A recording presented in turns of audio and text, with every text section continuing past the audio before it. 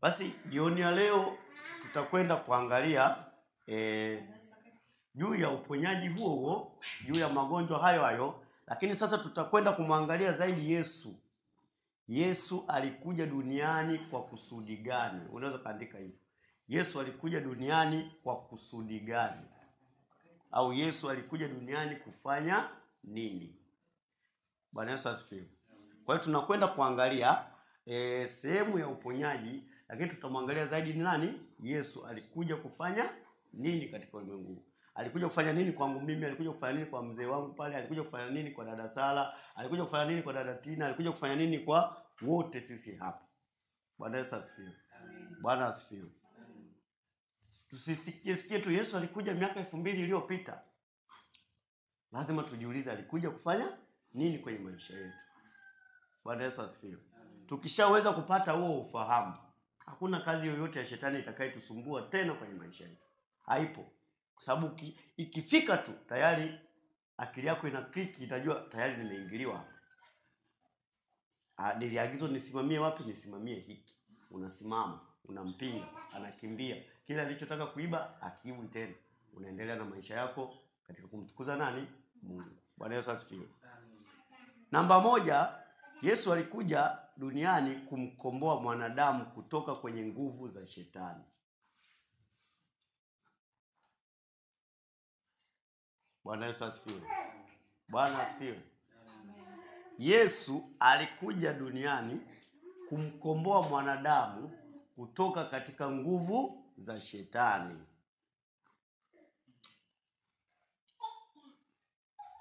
Mwanzoni kabisa tuliona asubuhi ya kwamba shetani yeye ndo alikuwa mmiliki wa ulimwengu huu kabla ya kufika Bwana Yesu. Alipata wapi huo umiliki? Huo umiliki aliupata kutoka kwa Adamu.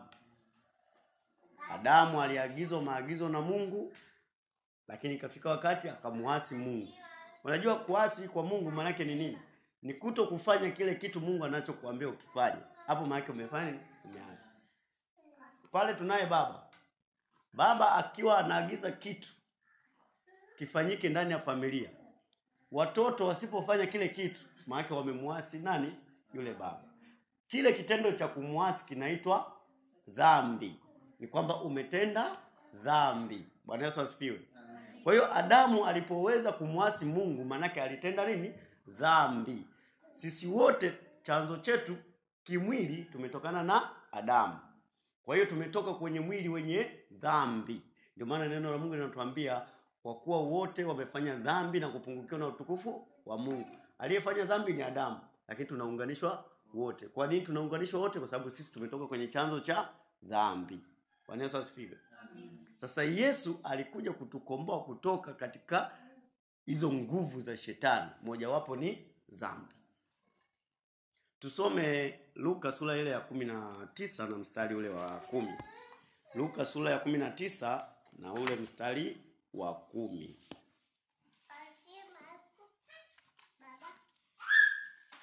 Luka sura ya 19 na ule mstari wa 10.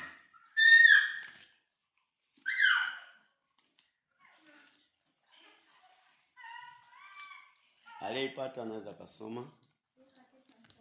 Luka sura ya 19 na mstari wa 10.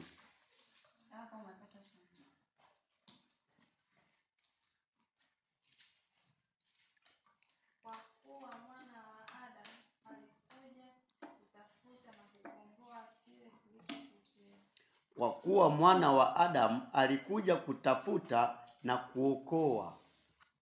Kwanza alitafuta. Pili kilivyopatikana alikiokoa. Bwana Yesu asifiwe. Kuokoa kile kilichopotea. Nani aliyepotea? Adamu na familia yake. Familia yake ni nani? Ni sisi. Bwana Yesu asifiwe. Kwa hiyo Yesu akaja kututafuta. Ndio maana katika kutafuta kuna wengine ametupata, wengine mpaka leo bado hawajakubaliana naye. Bwana Yesu asifiwe. Bwana asifiwe. Ukiona bado watu hawajampokea Yesu kuwa Bwana na Mwokozi wa maisha yao, ni kwa sababu bado hawajapatikana katika kutafutwa kwao.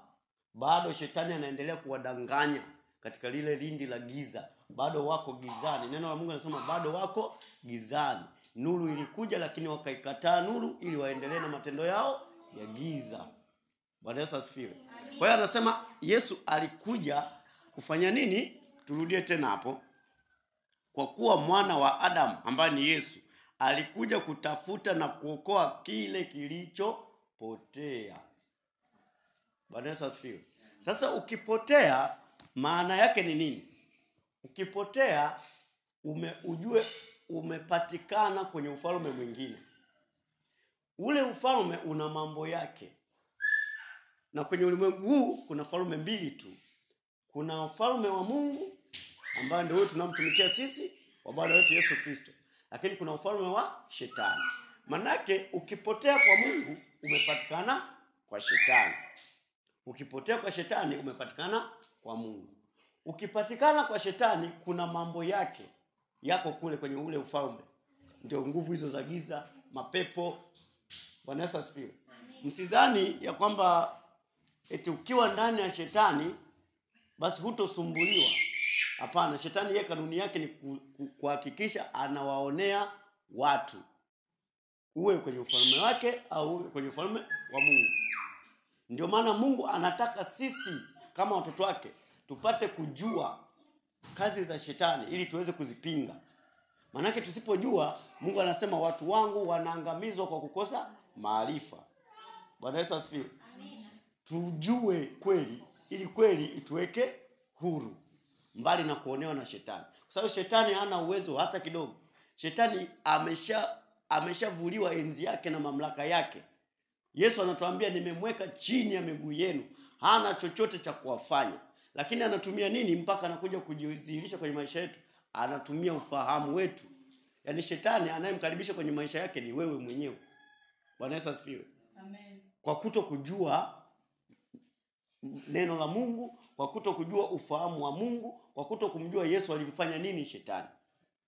Kwa hiyo tunaanza kumuona hapa Yesu alikuja kumkomboa mwanadamu kutoka kwenye ufalme wa giza, kumleta kwa Mungu. Sasa tukishaletwa kwa Mungu, hatuachwi vile vile, tunaanza kupewa sasa elimu ndani ya Mungu kwamba huku Bwana umeletwa lakini kuna moja, kuna mbili, kuna tatu. Hii ndio haki yako. Bwana Yesu asifiwe. Bwana asifiwe. Umetoka kule kwa shetani. Kwa shetani kuna moja, kuna mbili, kuna tatu. Ukiona hili ujue limetoka kwa shetani. Wewe simamia hapa. Ukiona kuna jambo ulielewe ujue limetoka kwa nani? Kwa shetani. Wewe simama hapa. Hilo jambo litakukimbia. Bwana Yesu asifiwe. Moja ya hilo jambo ni nini? Magonjwa. Na tumeshasema magonjwa ni mapepo. Mapepo kabisa ni malaika watendao kazi kwa ajili ya kumsababisha shetani apate utukufu. Kwa hiyo wao kazi yao ni kuharibu tu. Hawananga kujenga. Wao ni kuharibu, kubomoa, kuchinja, kuiba. Ndio kazi zao kubwa. Kama hatutoweza kuelewa hilo, tutakuwa tunaonewa kila siku na kazi ya shetani. Bwana Yesu asifiwe. Bwana asifiwe. Pia tusome Wakolosai sura ile ya kwanza mstari wa 13 na wa 14. Wakolosai sura ya kwanza na ule mstari wa 13 na wa 14. Wakolosai sura ya kwanza mstari wa 13 na wa 14.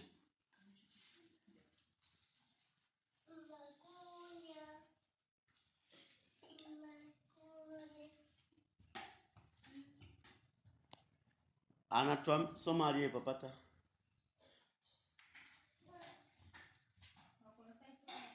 Mstari wa 13 na wa 14. Naye alituokoa katika nguvu za giza. Kutuhamisha na kutuingiza katika ufalme wa mwana wa pendo lake. Ambaye katika yeye tuna ukombozi, yaani msamaha wa dhambi. Bwana Yesu asifiwe. Anasema naye alituokoa katika nguvu za giza. Maana sisi tunayemwamini Yesu kuwa Bwana na Mwokozi wa maisha yetu, tulishaokolewa kutoka nguvu za giza. Tulishaokolewa kutoka katika kazi za shetani. Nguvu za giza maana yake ni kazi za shetani. Bwana Yesu asifiwe. Sasa watu wengine wakisema nguvu za giza wanajuaga ni hata mimi mwanzoni kabla sijapokea Yesu nilikuwa nguvu za giza najua ni wachawi, sina nini. Wachawi ni mawakala tu kama waganga wa kienyeji. Ni mawakala wa kazi za shetani. Bwana Yesu asifiwe. Bwana asifiwe. Kwa hiyo Yesu alituokoa kutoka katika nguvu za shetani, ili sasa tupate nguvu za Mungu, na tutaziona hizo nguvu za Mungu zinafanyaga kazi gani kwenye maisha yetu. Bwana Yesu asifiwe. Nguvu za shetani zinaletaga uharibifu kwenye maisha yetu, lakini nguvu za Mungu zinaletaga uzima kwenye maisha yetu. Bwana Yesu asifiwe. Ndio maana anasema alituokoa ili tutoke katika nguvu za shetani. Bwana asifiwe. Jambo la pili, Yesu alikuja kuzivunja kazi za shetani katika maisha yetu.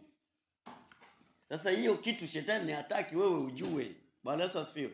Ndio maana hataki wewe ujue, ili aendelee kuleta kazi zake zionekane kama zinatenda kazi. Ushindwe pa kusimamia ili yeye atukuzwe. Bwana Yesu asifiwe. Lakini Yesu alikuja kumkomboa mwanadamu, cha kwanza, lakini pili kuvunja. Sio kukomboa tu. Akishakukomboa, pili amevunja kazi za nani? Za shetani kwenye maisha yetu. Bwana Yesu asifiwe. Manake kama kuna kazi yoyote ya shetani inayoendelea kwenye maisha yetu, sisi tumepewa mamlaka ya kuweza kuivunja hiyo kazi isiendelee kwenye maisha yetu. Bwana Yesu asifiwe. Tusikubaliane na kazi yoyote ambayo shetani atakayejaribu kuipenyeza kwenye maisha yetu. Eza kwetu sisi wenyewe, eza kwa watoto wetu, eza kwenye kazi zetu, au kwenye majumba yetu. Shetani ana mtindo wa kupenyeza kwa kutumia hao malaika wake waovu, mapepo wanaitwa. Kwa hiyo anaweza kakaa akasema mtaa fulani, nyinyi mapepo hamjafanya kazi muda mrefu hapa, hebu pelekeni kipindupindu mtaa fulani. Pelekeni kipindupindu wilaya fulani. Yale mapepo yanakuja yanaanza kuingia kwenye nyumba za watu, yanatumia uchafu mlikuwa mnaweka kila siku, lakini yanatumia uchafu ule ule, yanakuja yanaleta hizo homa za kipindupindu. Unasikia mlipuko wa homa fulani umeingia mtaa fulani. Sio mlipuko, ni mapepo yametoka kule yamekuja sasa kusambaa kwa sababu serikali haijui ulimwengu wa roho yenyewe kwa ajili ya kutaka kuwasaidia wananchi wake. Itakwenda kwenye ulimwengu wa mwili na kuambia jamani, sasa tunatakiwa tufanye hivi ili kuepukana na hayo.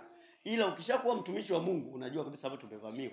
Unatakiwa kufanya nini? Kusimama kinyume na kile, yale mapepo yaondoke yarudi kule. Bwana Yesu asifiwe. Amen. Ndio kazi ya watumishi wa Mungu, ndio kazi ya watoto wa Mungu kuhakikisha kwamba mtaa unakuwa safi, familia inakuwa safi, taifa linakuwa safi, kila sehemu panakuwa safi. Tusimruhusu shetani akafanya kazi yake kwenye maisha yetu, kwenye mtaa wetu, kwenye wilaya yetu, kwenye taifa letu. Tukimruhusu, maana yake kwamba sisi yale madhara yatakayotokea pia na sisi yatatupata. Wakati tunaye majibu. Bwana Yesu asifiwe. Bwana asifiwe. Ukishakuwa na majibu, hautaki kuruhusu changamoto iendelee kwenye maisha yako. Nawaambiaga watu wengi sana, ukiona jambo lolote baya linatokea ndani ya taifa, ujue watoto wa Mungu eza wamejisahau katika majukumu yao, au hawajisahau bali wameruhusu hilo jambo litokee. Hakuna kazi yoyote ya shetani inaweza ikatokea ndani ya taifa kama mtoto wa Mungu akasimama katika nafasi yake. Bwana Yesu asifiwe. Hakuna kazi yoyote ya shetani inaweza katokea kwenye mtaa kama mtoto wa Mungu akasimama katika nafasi yake. Kila shetani akijaribu kutaka kuleta kitu kwenye mtaa, akaona kuna watoto wa Mungu wamesimama, hawezi kuleta iko kitu. Bwana Yesu asifiwe. Kwa hiyo jambo la pili, Yesu alikuja kuzivunja. Unajua kuvunjwa manake akivunja manake akiwezi kurudishwa tena. Kwa sababu hata ile nguvu ya kurudisha tena alishanyang'anywa tayari. Hana uwezo wa kurudisha tena. Kikaupaleti katika ile nafasi yake. Kwa hiyo Yesu alikuja kuzivunja kazi za shetani kwenye maisha yetu. Tuone waraka wa kwanza wa Yohana sura ile ya 3 na mstari wa 8. Waraka wa kwanza wa Yohana sura ya 3 na mstari wa 8.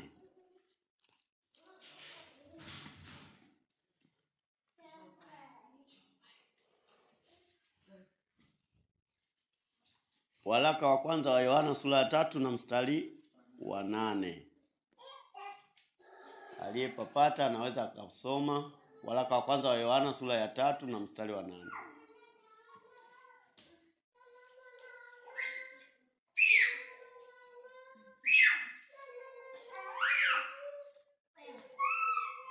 Soma. Amina.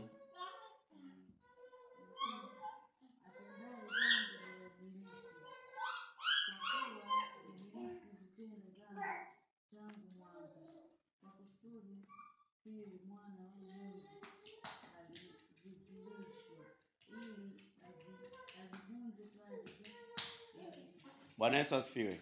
Anasema atendaye dhambi ni wa ibilisi. Atendaye dhambi ni wa nani? Ni wa ibilisi. Tulishamuona kule Adamu alitenda nini? Kwa hiyo Adamu manake alikuwa wa nani sasa? Wa ibilisi. Na sisi wote tuliozaliwa kutoka kwa Adamu tulikuwa wa nani? Wa ibilisi. Bwana Yesu asifiwe. Ndio maana ilikuwa ngumu sana watu wa Agano la Kale kuweza kupata majibu ya moja kwa moja kutoka kwa Mungu. Kwa sababu bado walikuwa katika ufalme wa nani? Wa ibilisi. Lakini anatuambia hapa, anasema kwa kuwa atendaye dhambi ni wa ibilisi. Kwa kuwa ibilisi, huyo ibilisi mwenyewe hutenda dhambi tangu mwanzo, ndio kisa cha yeye kufukuzwa kule mbinguni, kwa sababu ilionekana kuna dhambi ndani yake. Hiyo dhambi gani aliyoitenda ibilisi? Alitaka kujiinua. Bwana Yesu asifiwe. Alitaka kujiinua, kwamba Mungu amempa uwezo wa kuweza kusimamia malaika wote Mungu aliowaumba na kuweza kuwafundisha nyimbo mbalimbali za kumsifu nani? Mungu. Kichwa chake kikakuwa kikubwa, akaona kama mimi naweza kuwafundisha hao malaika na wakamsifu Mungu na Mungu akapata utukufu, kumbe hata mimi mwenyewe naweza nikapata nini? Utukufu. Kwa hiyo akataka kutengeneza na yeye kiti chake ili malaika wafanye nini? Wamwabudu. Bwana Yesu asifiwe. Amen. Pale Mungu akaona, ndo akamfukuza. Alipomfukuza ndo akashuka na robo ya malaika huko chini kuzimu. Kwa hiyo baada ya kushuka ndo akatafuta sasa Mungu ni kitu gani anakipenda sana kati ya vitu vyote alivyoviumba. Ndo akamwona kwamba amemuumba mwanadamu kwa mfano wake, kwa sura yake, na akamkabidhi majukumu. Akasema basi mimi nakwenda kumharibu mwanadamu, badala ya kumtukuza Mungu anitukuze mimi. Ndo akaenda akamdanganya Adamu. Adamu akamwasi Mungu, akahamia kwa nani? Kwa shetani. Bwana Yesu asifiwe. Ndio yeye anasema yeye alikuwa ni mtenda dhambi tangu mwanzo. Sasa anaendelea hapa, anatuambia kwa kusudi hili mwana wa Mungu ambaye ni Yesu alidhihirishwa ili azivunje kazi za ibilisi, ili sisi sasa tutoke kwa ibilisi turudi kwa nani? Kwa Mungu. Bwana Yesu asifiwe. Kwa hiyo kazi za shetani kwenye maisha yetu hazina nafasi. Hazina nini? Yaani ni uamue wewe kuziruhusu, kwa sababu shetani hana uwezo wa kuleta chochote kwenye maisha yako mpaka aone kwamba wewe umeruhusu. Na njia mojawapo ya wewe kufungua mlango ili shetani alete takataka zake kwenye maisha yako ni dhambi, kutenda dhambi. Bwana Yesu asifiwe. Kwa sababu ukitenda dhambi maana yake umemkataa Mungu, umemkubali nani? Shetani. Kwa hiyo shetani anapata ruhusa ya wewe kukubali kuwa na yeye alete zile tatizo kwenye maisha yako. Bwana Yesu asifiwe. Bwana asifiwe. Lakini Yesu alishadhihirishwa, Yesu alishakuja na ameshavunja kazi za shetani. Leo hii sisi tuko huru, tunamwamini Yesu. Tunachotakiwa ili tuweze kuwa huru kweli kweli, tuifahamu kweli, ili kweli tuweke huru. Tufahamu kweli kazi za shetani. Tukishafahamu kweli, tutaweza kuzipinga kazi za shetani kwenye maisha yetu. Bwana Yesu asifiwe. Bwana asifiwe. Huwezi kupinga kitu chochote kibaya kama hautojua hiki ni kibaya. Lakini Yesu alikuja akatupatia akili tujue mambo mabaya na mambo mazuri. Tujue mambo ya shetani na mambo ya Mungu, ili tunapoyaona mambo ya shetani tuyapinge, tunapoyaona mambo ya Mungu tuyakumbatie. Bwana Yesu asifiwe. Bwana asifiwe. Jambo la tatu Yesu alilolileta kwenye maisha yetu, Yesu alikuja kutupatia uzima wa milele. Sio uzima tu, lakini ni uzima wa muendelezo kila siku. Ndio maana mtu yoyote anayekuwa ndani ya Yesu haruhusiwi kuumwa kwenye maisha yake yote mpaka anatoka katika ulimwengu huu. Bwana Yesu asifiwe. Mpaka anakwenda kukutana na Yesu mwenyewe katika ulimwengu wa roho. Uruhusiwi kuumwa kwenye mwili wako. Ndio maana unapopata ugonjwa wowote ule, pepo linapofika kuingia ndani yako, mwili wako unaanza kukimbilia kukupatia wewe taarifa, bwana tumeingiliwa. Sasa anashindwa kukuambia tumeingiliwa, ndio unakuta mwili labda unauma mkono au unaumwa kichwa. Zile taarifa za maumivu ni kukuambia wewe, bwana tumeingiliwa, sasa chukua hatua. Bwana Yesu asifiwe. Bwana asifiwe. Kwa hiyo Yesu alikuja kutupatia uzima wa milele. Wote tunayemwamini Yesu kuwa Bwana na Mwokozi wa maisha yetu, haturuhusiwi kuumwa katika ulimwengu huu. Amen. Kuna baadhi ya watu kwenye ufalme wao wanasema kwamba magonjwa yanaletwa na Mungu. Lakini kiukweli kabisa magonjwa yanaletwa nani? Na shetani. Kwa sababu wale malaika waovu Mungu alishatengana nao zamani.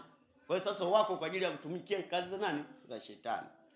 Kwa hiyo unapoona tu kuna dalili yoyote ya ugonjwa sehemu yoyote, simamia nafasi yako.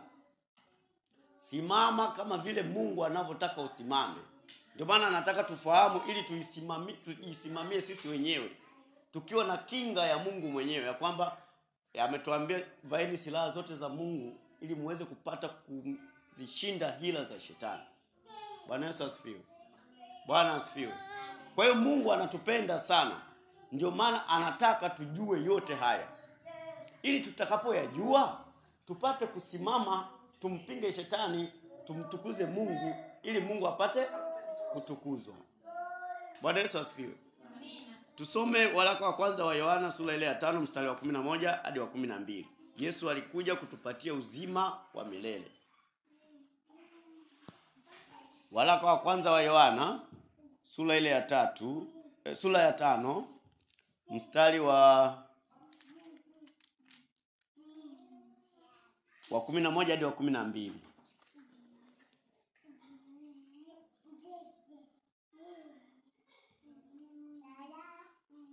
Anasema, na huu ndio ushuhuda ya kwamba Mungu alitupa uzima wa milele, na uzima huo umo katika mwanae. Yeye aliye na mwana anao huo uzima, asiye na mwana wa Mungu hana huo uzima. Bwana Yesu asifiwe. Kwa nini tuna uzima wa milele? Kwa sababu tunaye Yesu. Maana kama hauna Yesu wewe hauna uzima. Magonjwa ni halali yako, uharibifu wa shetani ni halali yako, kila kitu kibaya ni halali yako. Lakini ukishakuwa na Yesu unao huu uzima. Magonjwa sio halali yako, uharibifu sio halali yako, kila kitu cha shetani sio halali yako. Vikitokea Yesu amekupa mamlaka ya kuvipinga, vipotee kabisa kwenye maisha yako. Bwana Yesu asifiwe. Amen. Bwana asifiwe. Amina. Hicho ndicho Yesu alichokileta kwenye maisha yetu. Pia tusome Yohana sura ile ya 3 mstari wa 16 hadi wa 17. Yohana sura ya 3 na ule mstari wa 16 hadi wa 17. Haya yote haya Mungu ameyaleta ili tuweze kupata ufahamu, tusimame katika nafasi zetu. Bwana Yesu asifiwe. Neno la Mungu limekuja ili sisi tuweze kupata ufahamu, tusimame katika nafasi zetu. Yohana sura ya 3 mstari wa 16 hadi wa 17. Inasema hivi mstari wa 16. Kwa maana jinsi hii Mungu aliupenda ulimwengu. Mungu aliupenda ulimwengu hata akamtoa mwanae pekee ili kila mtu amwaminie asipotee bali awe na uzima wa milele. Maana Mungu akumtuma mwanae ulimwenguni ili auhukumu ulimwengu, bali ulimwengu uokolewe katika yeye. Mungu aliupenda ulimwengu. Shetani yeye alishajiona ameshashinda, kwamba tayari wanadamu ni mali yake. Sasa amewapata kutoka kwa Adamu, ni mali yake. Lakini Mungu aliupenda ulimwengu, akafanya mpango wa siri kwa ajili ya kumwokoa mwanadamu kutoka mikono ya nani? Ya shetani.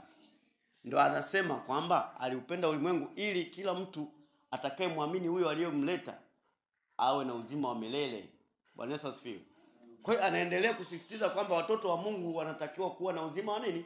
Wa milele. Kwa nini hatupaswi kuumwa? Kwa nini hatupaswi kuumwa? Mungu ametuambia katika ile Petro wa kwanza sura ya 2.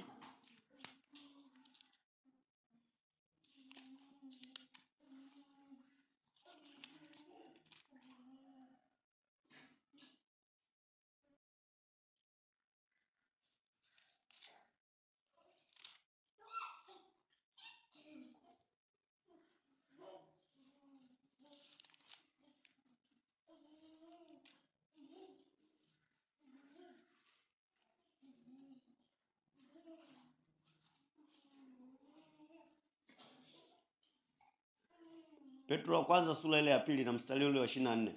Hapa ndo pa kushikilia. Ukiona kwenye maisha yako kuna dalili za shetani kukukaribia, hapa ndo pa kushikilia. Bwana Yesu asifiwe. Yaani ukiona kwenye maisha yako eza ndugu yako au mtoto au baba au mama ameingiliwa na shetani, ameingiliwa na pepo, anaonyesha dalili ya kupata udhaifu kwenye mwili wake, hapa ndo pa kushikilia. Hapa ndo pa kudai. Bwana Yesu asifiwe. Petro wa kwanza sura ya 2 mstari wa 24. Anasema hivi, yeye mwenyewe alizichukua dhambi zetu, zile dhambi tulizosababishiwa na Adamu zile, alishazichukua nani huyo? Yesu. Kwa lugha nyingine anasema Yesu mwenyewe alizichukua dhambi zetu katika mwili wake juu ya mti. Pale wakati amewekwa msalabani, lengo ilikuwa ni kukusanya dhambi za wanadamu, kulipa gharama. Maana yake kwa lugha nyingine hapa, mtu yoyote aliyekuwa anataka kurudi tena kuwa na mahusiano na Mungu vizuri, alitakiwa apitie mateso yale Yesu aliyepitia pale msalabani. Lakini Yesu akakaa mbinguni akasema haiwezekani, hawa watu hawajatenda dhambi, hao walisababishiwa na nani? Na Adamu.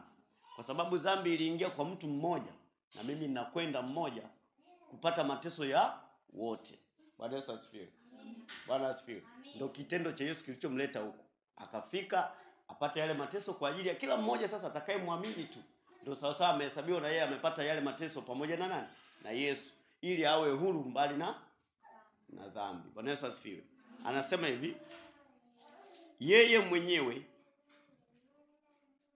alizichukua dhambi zetu katika mwili wake juu ya mti, tukiwa wafu kwa mambo ya dhambi.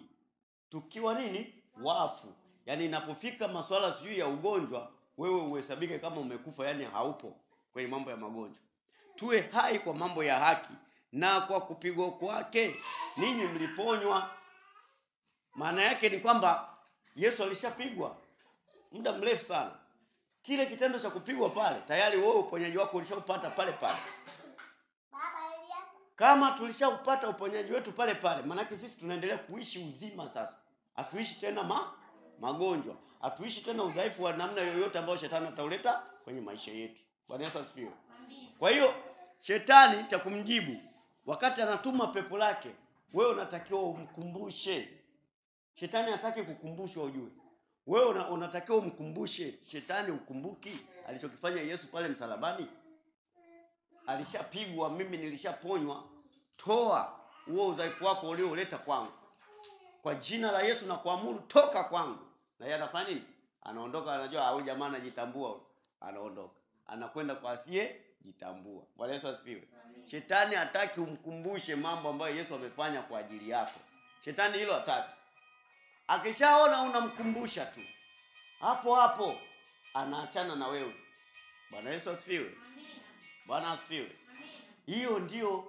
Hiyo ndio silaha moja wapo ya mtoto wa Mungu. Shetani alimwendea Yesu jangwani. Yesu amefunga siku 40, siku ile ya mwisho akaona njaa. Shetani akamwendea akamwambia, wewe ni mwana wa Mungu, unaweza kusema lolote likatokea, uamuru jiwe hili liwe mkate kwa sababu una njaa. Ni kweli ushauri ni mzuri. Yesu ana njaa, anataka kula. Bwana Yesu asifiwe.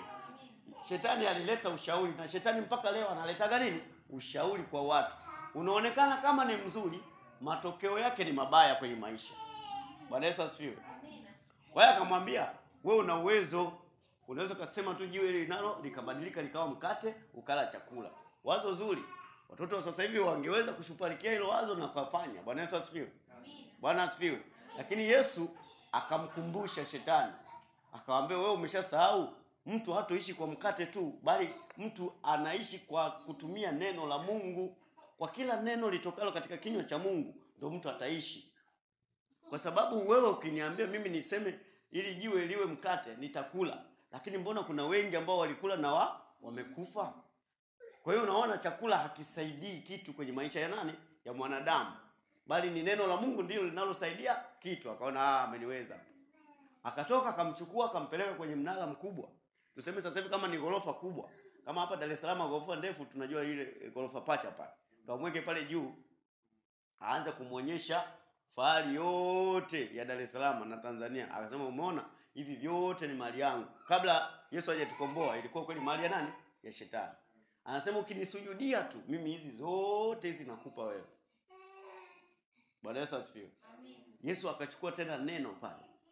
Akamwambia inapaswa kusujudiwa ni Bwana Mungu wako peke yake. Sio wewe. Wewe huna mamlaka kunisujudia kwa sababu wewe hata huwezi kuumba chochote. Yuko muumbaji, huyo ndio tunapaswa kufanya nini? Kumsujudia. Bwana Yesu asifiwe. Lakini wanadamu wengi sasa hivi tunaona kinachofanyika. Shetani akiwaambia tu mimi nitakupa mali. Tayari ameshaingia kwa shetani, anamsujudia. Siku mbili tatu unakuta mtu ni tajiri. Utajiri wake hata hawezi kukuelezea ameupata-pataje. Bwana Yesu asifiwe. Yaani hata anaogopa kukuelezea kwa sababu alichokifanya anajua. Mwisho wa siku ule utajiri unampelekea kupata mauti. Sisi wengi tumeshaona, hatuwezi hata kuwataja. Mtu nakuta anaibuka muda mfupi mara ameshapotea. Amekufa. Sababu iliyomuua hata ujui. Yeye anaijua. Bwana Yesu asifiwe. Alikubaliana na shetani. Shetani chochote anachokushauri ukifanye, ukikifanya utegemee mambo matatu. Kuibiwa, aidha kuibe uhai wako, aharibu maisha yako, au akuchinje, akuue kabisa. Bwana Yesu asifiwe. Utaweza kupata neema ya kusikika na wanadamu kwa muda mfupi, lakini utauawa. Bwana asifiwe. Bwana Yesu asifiwe. Yesu akamjibu lile, akajua kweli ameshaniweza. Akatoka jaribu la tatu, akamwambia tena jaribu jingine. Bwana Yesu asifiwe. Yesu akamjibu kwa neno. Pale Yesu alikuwa anatufundisha nini sisi? Alikuwa anatufundisha kwenye maisha yetu haya hautakiwi kuenda mbele za shetani pasipo neno la nani? La Mungu. Shetani atakuoji. Kuna baadhi ya watu waliwahi kwenda siku moja kutoa mapepo. Walienda kutoa nini? Mapepo. Walimwona Mtume Paulo akitoa mapepo kwa jina la Yesu. Na mapepo yakawa yanatoka. Na wao wakasema, kama ni hivyo tu, na sisi tunafanya, tunaweza hiyo, mbona kazi nyepesi hiyo. Wakaenda. Walipoenda neno la Mungu linasema hapo, walipoenda wakafika wakawa wanakemea mapepo kwa jina la nani? La Yesu. Bwana Yesu asifiwe. Ndio maana nasema kabla hujakemea lazima ufundishwe. Uwe unayemkemea huyo anajua kiasi gani. Unajua shetani anakujua kuliko wewe unavyojijua. Wale mapepo wakamwambia, "Bwana wewe, Paulo sisi tunamjua. Yule anamwamini Yesu kweli. Na huyo Yesu sisi tunamjua. Nyinyi mmetoka wapi?" Bwana Yesu asifiwe. Wakawa hawana majibu. Walipigwa mpaka walivuliwa nguo, wakakimbia kabisa. Wakiwa hawana nguo. Bwana Yesu asifiwe. Kwa nini? Waliingilia kazi sio yao. Hawajafahamu nini kinachotakiwa kukifanya, wakaenda tu kuwavamia. Neno la Mungu anasema kabla hujaenda kumvamia shetani, mfunge kwanza.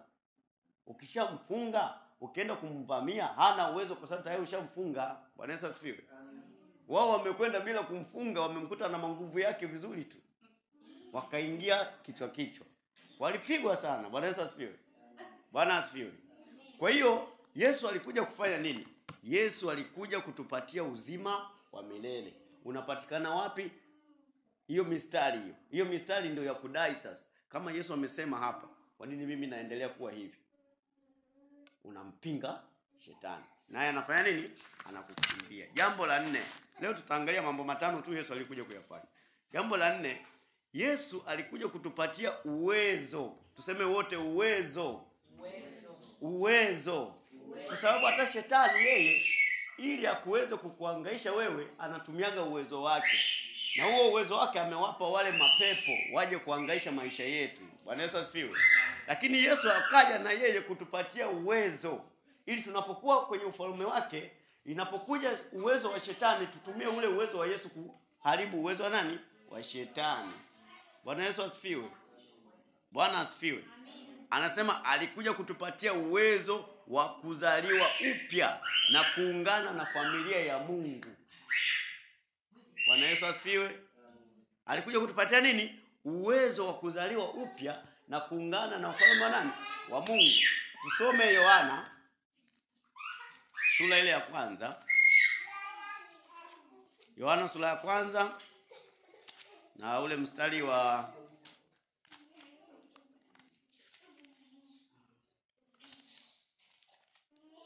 Yohana sura ya kwanza tutaanzia mstari wa 10 mpaka wa 12. Wa 10 mpaka 12. Nitasoma, anasema hivi: alikuwako ulimwenguni, hata kwa yeye ulimwengu ulipata kuwako. Umeona hayo maneno? Alikuwako ulimwenguni, hata kwa yeye huyo aliyekuwako ulimwenguni ndio ulimwengu ulipata kuwako. Maana yeye ndiye aliyeumba huo ulimwengu. Bwana Yesu asifiwe. Anaendelea anasema wala ulimwengu haukumtambua. Maana yake mpaka leo unaona baadhi ya watu bado hawamtambui Yesu ni nani. Na bado anaendelea kupingana naye sana. Ndio hiyo anasema hata ulimwengu haukuweza kumtambua. Mstari wa 11 anasema alikuja kwake, wala walio wake hawakumpokea. Mstari wa 12, bali wote waliompokea aliwapa uwezo. Bwana Yesu asifiwe. Aliwapa uwezo. Uwezo wa nini? Wa kufanyika watoto wa Mungu, ndio wale waliaminio jina lake. Sasa ukipewa uwezo wa kufanyika mtoto wa Mungu, ndio unaanza sasa. Si umeshakuwa mtoto wa Mungu? Mungu anakupa, bwana, tunaye adui yetu hapa, Shetani. Ana mapepo yake. Silaha utakayeweza kumshinda yule ni hii na hii. Bwana Yesu asifiwe. Ukiwa kwenye ufalme nani? Wa Mungu. Kwa hiyo Mungu anakupa silaha. Usione hawa, mimi nachukuliaga mfano katika ulimwengu, unaona polisi ana silaha. Maana yake ile silaha amepewa katika ile wanaita idara yake kwa ajili ya ulinzi. Bwana Yesu asifiwe. Kwa sababu kuna nini? Kuna maadui wengi. Anaweza akawa analinda pesa, maadui huko wamejipanga, wanakuja kwa ajili ya kuvamia, kuja kuchukua zile pesa. Sasa wale maadui wamuue yeye ndio wachukue nini? Kwa ajili ya yeye kujilinda. Unajua ile silaha, mimi ninaamini zile silaha polisi hawajapewa kwa ajili ya kuua watu. Wamepewa kwa ajili ya kujilinda wao wenyewe, sio kulinda pesa. Bwana Yesu asifiwe. Adui anapokuja, anakuja amejipanga. Sasa ukimwona adui ana kusudi la kukuua, wewe ndio ufanye nini? Bwana Yesu asifiwe. Kwa hiyo Yesu anapotupatia sisi uwezo na silaha zake, adui anapokuja, maana yake atakiwi ucheze na adui, mpige na yeye, afanye nini? Aondoke kwenye maisha yako. Bwana Yesu asifiwe. Bwana asifiwe. Kwa hiyo huo uwezo wa kufanyika watoto wa Mungu, ukishafanyika mtoto wa Mungu ndio unapewa silaha za Mungu sasa. Anasema vaeni silaha zote za Mungu ili muweze kupata kumshinda Shetani wakati wa nini? Anapoleta uonevu wake. Bwana asifiwe. Hiyo ndio kazi ambayo Shetani alikuja kuileta kwetu sisi, baada ya kutuokoa kutoka kwenye nini? Kwenye ufalme wa Shetani. Sasa usidhani kwamba Shetani eti anafurahia wewe kutoka kwake. Lazima atafanya vita ya namna yoyote ili aendelee kukuvuta kwake. Sasa ili hiyo vita uweze kushinda, ndo Mungu anakupatia hizo silaha zake uzivae zote ili uweze kushinda kazi ya Shetani. Tusome pia Yohana sura ya kwanza mstari wa 12. Ambao tumeshatoka kusoma. Waraka wa kwanza wa Yohana sura ya 3 mstari wa kwanza na wa pili. Waraka wa kwanza wa Yohana sura ya 3 mstari wa kwanza na wa pili. Nitasoma hapa kwa ajili ya muda. Anasema, tazameni ni pendo la namna gani alilotupa Baba kwamba tuitwe wana wa Mungu. Sisi ni wana wa nani? Wa Mungu. Kwamba tuitwe wana wa Mungu. Na ndivyo tulivyo. Kwa sababu hii ya kuwa sisi watoto wa Mungu. Angalia hapa. Kwa sababu hii ya kuwa sisi watoto wa Mungu, ulimwengu ambao bado hawajampokea Yesu haututambui. Ndio maana ulimwengu, kwa sababu haututambui, wanapoona sisi tunachukua hatua ya kuweza kuwaponya watu magonjwa yao, wao hawajui nini kinachoendelea. Kwa nini? Kwa sababu wao wamezoea, wakimwona mgonjwa wanampeleka hospitalini. Ikishindikana hospitalini wanaenda kwa waganga wa kienyeji. Huo ndio ulimwengu jinsi walivyozoea. Ila sisi Yesu ametupatia kanuni ya kujua magonjwa ni nini, yanatoka kwa nani, makusudi yake, nyinyi mnayapingaje. Bwana Yesu asifiwe. Bwana asifiwe. Sasa tazameni ni pendo la namna gani alilotupa Baba kwamba tuitwe wana wa Mungu. Na ndivyo tulivyo kwa sababu hii ya kuitwa sisi wana wa Mungu. Ulimwengu haututambui kwa kuwa haukumtambua yeye nani? Yesu. Mstari wa 2.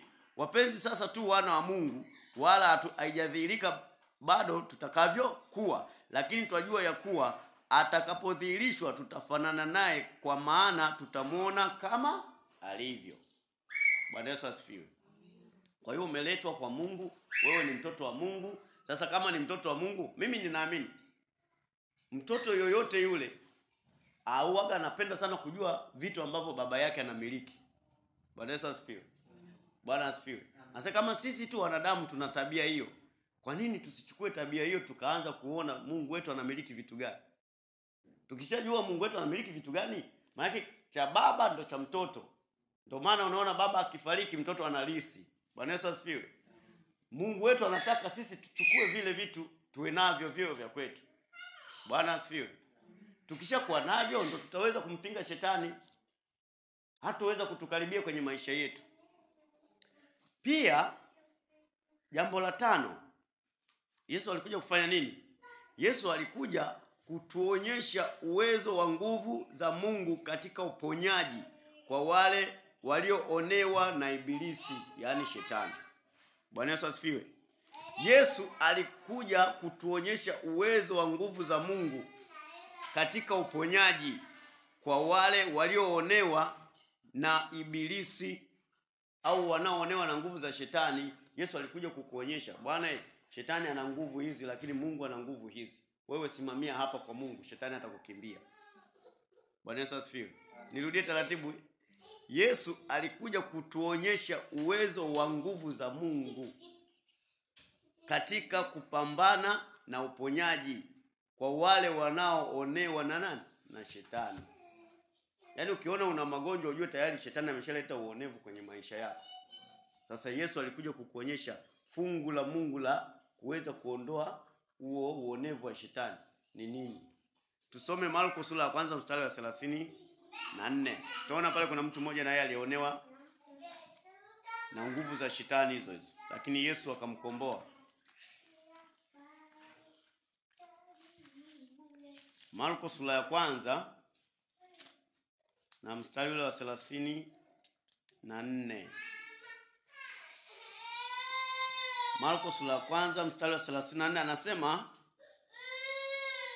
Yesu huyo akaponya wengi waliokuwa na maradhi mbalimbali, akatoa pepo wengi, wala hakuwaacha pepo kunena kwa sababu walimjua. Bwana Yesu asifiwe. Mapepo au magonjwa yanamjua Yesu. Kwa hiyo wewe unapochukua hatua ya kuwa na Yesu, tayari mapepo hayatokuona wewe, yatamwona nani? Yesu.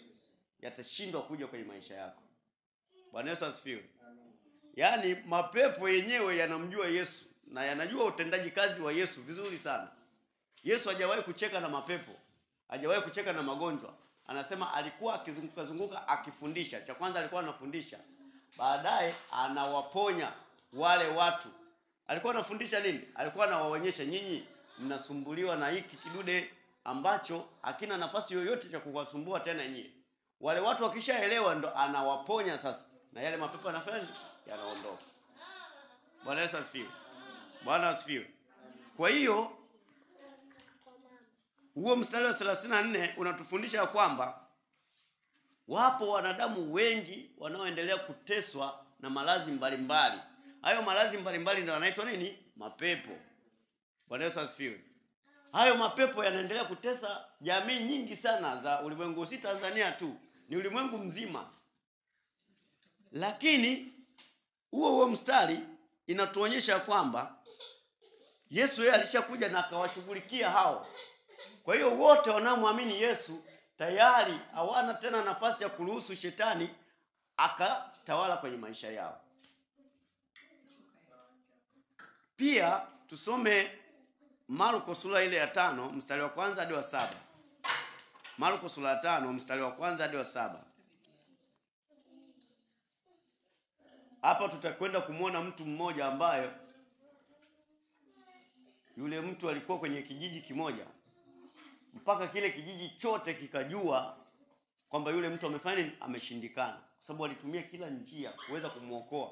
Unajua wanadamu wana huruma sana kama Mungu. Kwa hiyo kishamuona mwanadamu wenzao anahangaika, huwa wanatafuta njia mbalimbali za kuweza kumuokoa kutoka kwenye yale mahangaiko.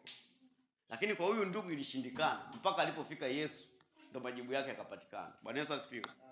Bwana asifiwe. Kwa hiyo sisi tunaye Yesu mwenye majibu ya maswali yetu yote. Tunaye Yesu.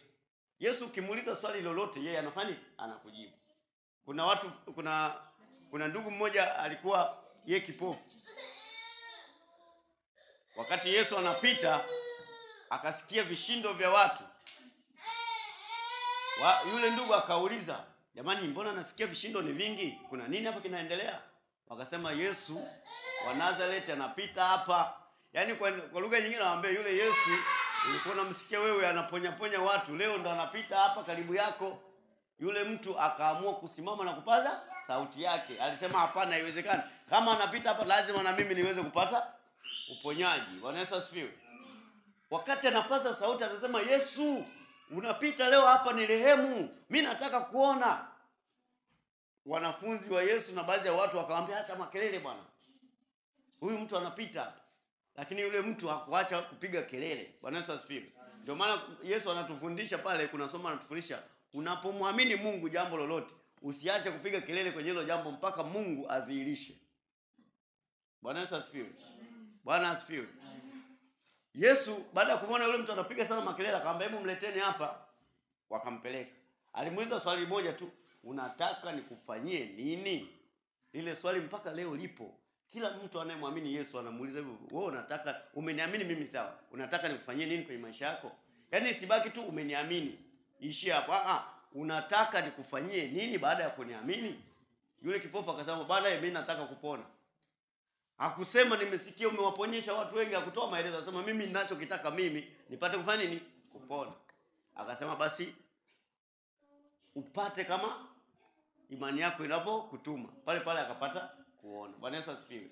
Kwa mfano, yule anapiga makelele, hao wanamkataza, angenyamaza, angeona. Bwana Yesu asifiwe.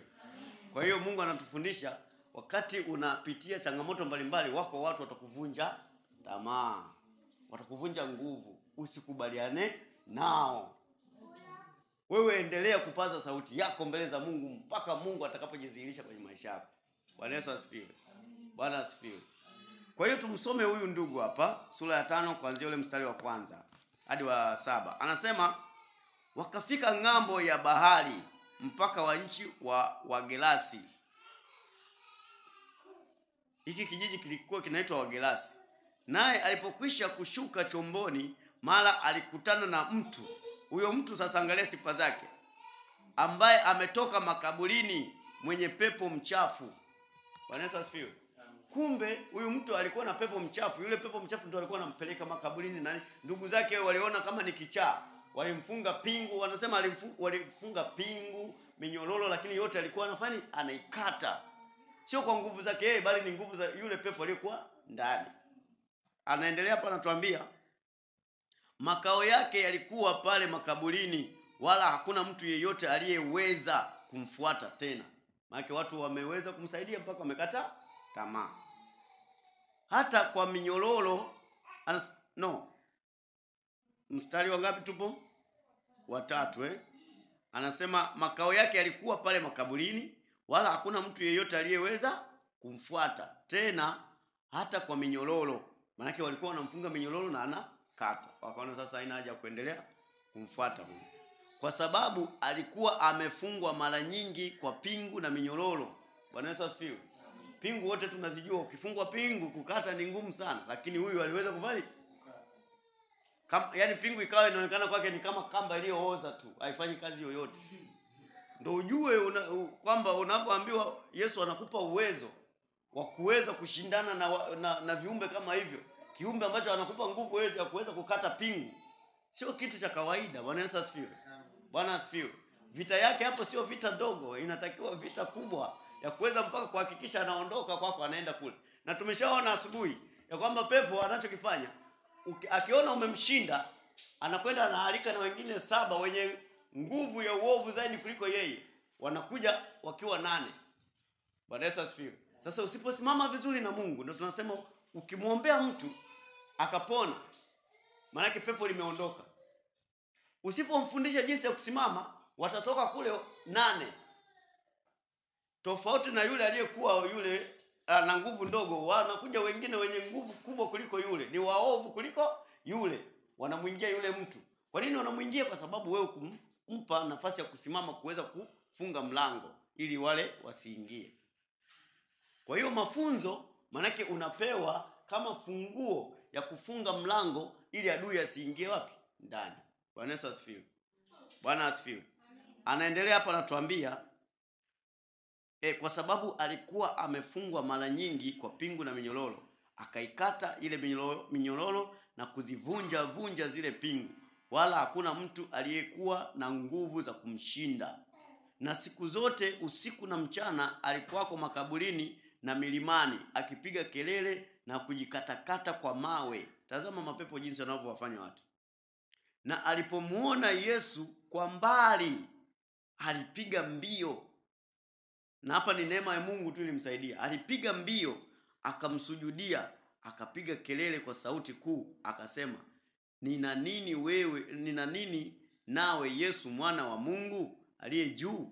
Na kuapisha kwa Mungu, usinitese. Bwana Yesu asifiwe. Kumbe mapepo wanajua ukiwa na Yesu watapata nini? Mateso, hawatakufuata. Sasa wewe kama haujui hilo, ndio ndio wanatumia udhaifu huo wa wewe kutokujua kwamba ukiwa na Yesu wao wanapata mateso. Kwa hiyo wanakuja wanakusumbua kwenye maisha yako. Bwana Yesu asifiwe. Amen. Ila ukijua kwamba mimi ninaye Yesu, pepo lolote likifika hapa litapata mateso, hawezi kufika. Na akijaribu kufika, ukimpiga kwa jina la Yesu, anajua kabisa hapa siwezi kwenda tena. Bwana Yesu asifiwe. Hicho ndio Mungu anataka tufahamu. Yesu alikileta kwenye maisha yetu. Bwana Yesu asifiwe. Ukiendelea kusoma huko mbele unamkuta huyu ndugu pepo Yesu akamuondoa wale mapepo, ndio akawaingia nguruwe. Ndio unaona mpaka leo hii kuna baadhi ya watu hawali nguruwe. Bwana Yesu asifiwe. Wanachukuliaga hapa kwamba wale manguruwe waliingia kwa mapepo, waliingia kwa nguruwe, kwa hiyo nyinyi mnakula manguruwe, mnakula nini? Mapepo. Ukisoma vizuri hapa inasema hivi, wale mapepo kweli walitoka wakaingia nguruwe. Wale nguruwe wote wakaingia baharini wakafa. Kwa hiyo nguruwe tunaokula sasa hivi sio wale walishakufa. Bwana Yesu asifiwe. Kwa hiyo mapepo hayakuingia tena kwa nguruwe wengine. Sasa wewe kama hutaki kula, wewe acha, watu wanakula. Bwana Yesu asifiwe. Watu wanakula. Wewe acha. Alafu msichokijua ni kitu kimoja. Yaani unajua mimi nilikuwa Muislamu. Naelewa sana nini kinachoendelea. Unajua kule kuna masharti, yani mganga wa kienyeji mwenyewe akasome. Kule kwenye Uislamu kule. Sisi tunakula wali na vijiko. Wao hawali wali na vijiko. Unajua anakuambia nini? Kijiko ni mkono wa shetani. Lakini siku moja mimi niliwahi kumuuliza shehe mmoja, nikamwambia wewe, kama kijiko ni mkono wa shetani, mke wako kule jikoni anapikia nini? Mboga anapikia nini? Bwana Yesu asifiwe. Unakuta anapikia huo mkono wa nani? Kwa hiyo tuendelee kuacha, kwa sababu mpaka Mungu atakaponyosha mkono wake kuwaondoa kutoka kwenye hiyo giza, ndio watapata kufahamu kweli. Bwana Yesu asifiwe.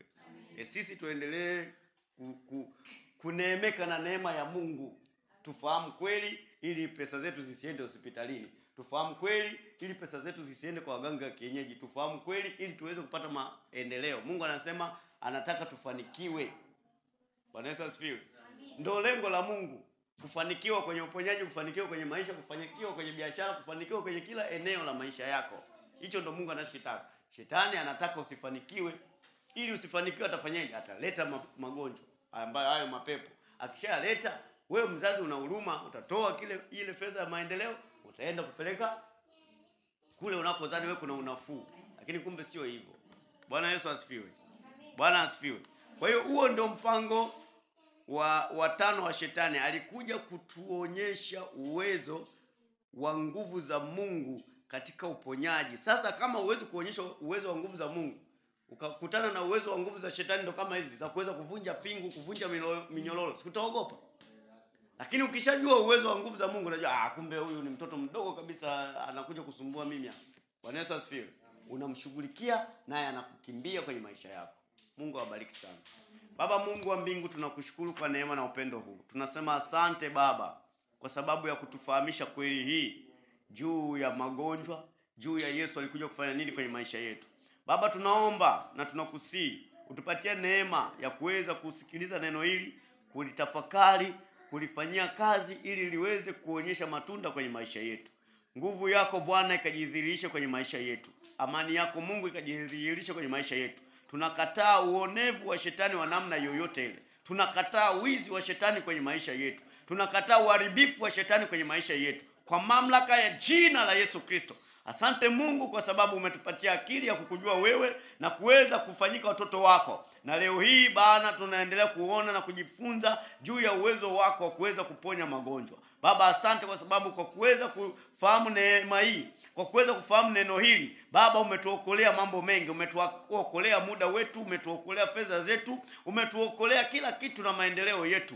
Bwana tunakushukuru katika jina la Yesu. Baba Mungu wa mbingu, tunaomba na kushukuru na tunasema asante kwa ajili ya jioni ya leo. Bwana uko pamoja nasi, unatulinda na malaika zako kutoka juu mbinguni. Ulinzi utokao juu mbinguni ni imara zaidi kuliko ulinzi wa katika ulimwengu huu.